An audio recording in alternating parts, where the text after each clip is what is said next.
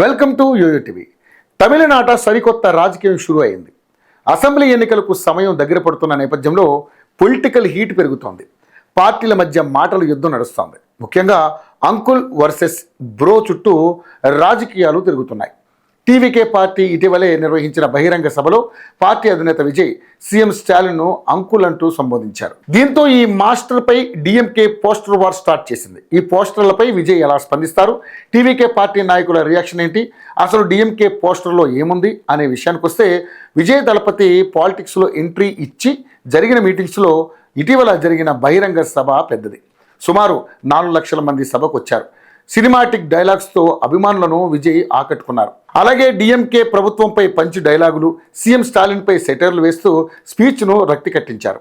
Vijay speech విన్న వారిలో చాలామంది పవన్ను ఫాలో అవుతున్నారంటూ కామెంట్లు కూడా చేశారు.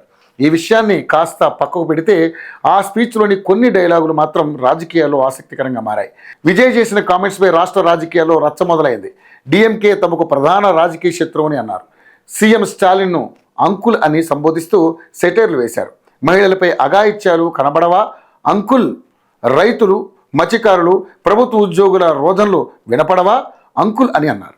అన్ని రంగాల్లో అంకుల్ ఓడిపోయారు, చాలా వరస్ట్ అంకుల్ అంటూ ఓ రేంజ్లో విజయ్ విరుచుకుపడ్డారు. విజయ్ వ్యాఖ్యలపై డిఎంకే కౌంటర్ అటాక్కు దిగింది. విజయ్కు వ్యతిరేకంగా తమిళనాట పోస్టర్ వార్ షురూ చేసింది. వాట్ బ్రో, ఓవర్ చేస్తున్నావు బ్రో అంటూ పోస్టర్లలో విరుచుకుపడింది. విజయ్ నోరు అదుపులో పెట్టుకోవాలంటూ ఇటు డిఎంకే నేతలు కూడా కౌంటర్ చేస్తున్నారు. నిన్న కాక మొన్న వచ్చి నాలెడ్జ్ లేకుండా మాట్లాడుతున్నారంటూ పంచులు పిలుస్తున్నారు. మొత్తంగా చూసుకుంటే అంకుల్ వర్సెస్ బ్రో వివాదం మరింత ఆసక్తికరంగా మారింది. డిఎంకే పోస్టర్లపై విజయ్ ఎలా స్పందిస్తారన్నది ఇంట్రెస్ట్గా మారింది.